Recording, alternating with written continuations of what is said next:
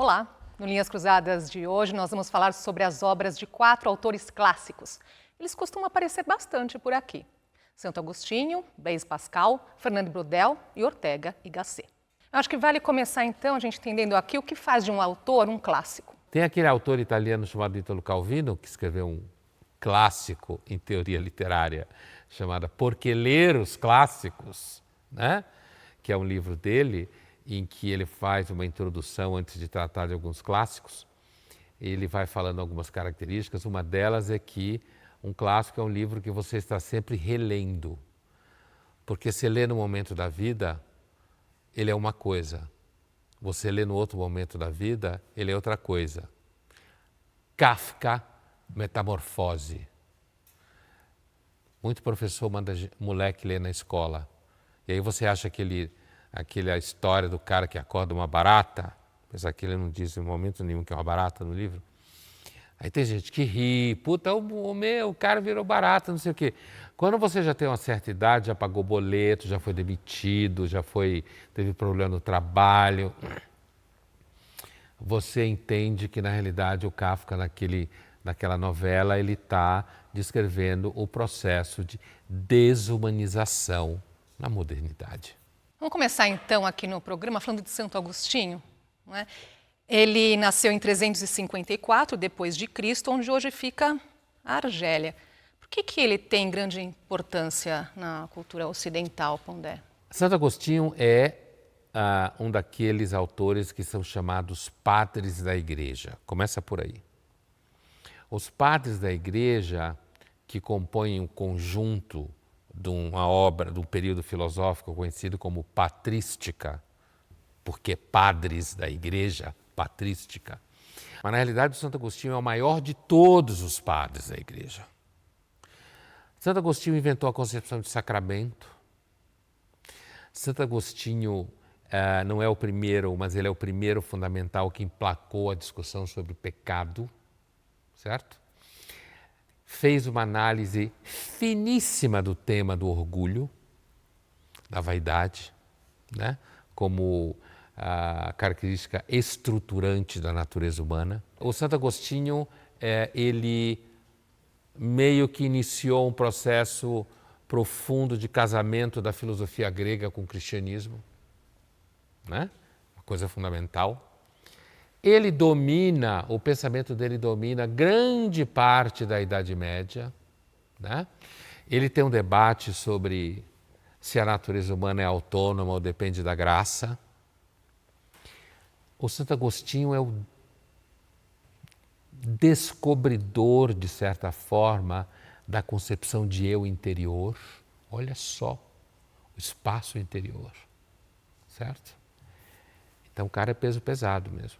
Vamos ouvir o padre José Roberto Abreu de Matos. Ele é pároco e reitor da Basílica de Santana e professor da PUC. Ele falou com a gente sobre a importância de Santo Agostinho. Para Santo Agostinho, a natureza humana está relacionada à sua condição total. E um dos elementos que está presente dentro dessa questão da natureza é o livre-arbítrio. O homem é dotado de vontades, ele é soberano nas suas escolhas, ele é iluminado por Deus quando assim deixa acontecer. Por isso que existe para Santo Agostinho a iluminação divina, iluminando a consciência, a inteligência do homem, ele tende a escolher coisas boas, né? Sempre se voltando para o lado do bem e, portanto, a vida feliz. Santo Agostinho, ele tem essa preocupação de falar sobre o cristianismo, falar sobre Deus, falar sobre o homem. E falando sobre esses elementos que eu estou citando para você, ele vai estar sempre preocupado em dar uma resposta para o mundo também moderno de hoje. Porque as pessoas hoje, elas podem ter a sua subjetividade. No entanto, existem conceitos universais, por exemplo, conceito de justiça, conceito de bondade, conceito de belo. Eu posso ter o meu ponto de vista, você também, mas existem conceitos universais. E dentro desses conceitos universais, na modernidade, que está passando por uma crise muito grande de consciência, é importante a gente trazer presente esse aspecto. Por quê? Porque nem sempre o que eu penso é o melhor para todos. Nem sempre aquilo que eu decido para mim é o melhor para todos. Então, Santo Agostinho diz, se você quer acertar, se deixe iluminar pela graça de Deus, que você sempre vai acertar na sua vida. E tem um outro ponto, Pondé, para Santo Agostinho, o homem nasce pecador, não é? E o que acontece a partir daí? Os católicos entendem o que o padre falou, que uma vez que você queira acertar, você deve se abrir à iluminação da graça de Deus, né? Santo Agostinho é o criador do conceito de livre-arbítrio, só isso, né? O nome de um livro dele. Aqueles que são herdeiros mais da posição do período da polêmica da graça, como a gente fala do Agostinho, que é um período mais duro, entende que a solução do pecado é só se Deus quiser te dar a graça, você sai do buraco. Então é aquela coisa que é assim, o problema do Deus de Santo Agostinho não é se você acredita nele, é se ele acredita em você, né? Então, os católicos sempre têm uma interpretação mais light, como diz o padre. Você quer acertar, você se abre à iluminação da graça de Deus. Então tem um ato primeiro humano, como se a vontade tivesse capacidade de fazê-lo, mesmo tendo herdado o pecado. E aqueles dos quais vão descender tanto o protestantismo do Lutero quanto do Calvino, vão fazer uma leitura diferente, que é a seguinte: não, você não sai do pecado a não ser que Deus ilumine você com a graça. Não é você que se abre para a graça. Entende? Então, na posição que os protestantes históricos vão herdar do Agostinho, é uma posição mais dura nesse sentido. É Deus que escolhe te dar graça. Não é você que se abre. E não é você que escolhe entre o bem e o mal, vamos colocar então, assim? O livre-arbítrio, para o momento do texto livre-arbítrio que os católicos vão abraçar, você tem uma certa autonomia para fazê-lo, né? Agora, a verdade é que ao longo da obra do Agostinho, Agostinho vai tendendo para uma posição mais rígida. Não, olha, a gente não tem livre-arbítrio, é Deus que nos dá mediante a graça, né? E é isso que caracteriza Santo Agostinho. Ao longo da vida, ele vai mudando de posição, fazendo autocrítica às suas posições anteriores, entendeu?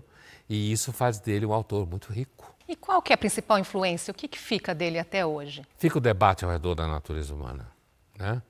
Se existe natureza humana, se não existe. Muitos historiadores, antropólogos entendem que não existe. Mas o conceito de natureza humana é muito forte porque ele, por exemplo, faz com que a gente perceba que ao longo da humanidade tem comportamentos que são muito semelhantes dadas certas condições. Por exemplo, a situação de sobrevivência piora, normalmente o comportamento das pessoas pioram.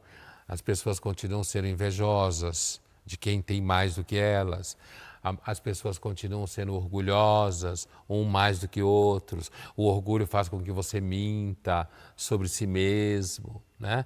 Então, o que fica do Santo Agostinho é essa análise fina da natureza humana, análise fina de se o livre-arbítrio é livre ou não.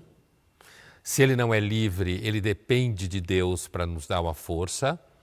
Se ele é livre, então é uma posição muito mais, digamos assim, positiva no sentido contemporâneo, né? E uma outra coisa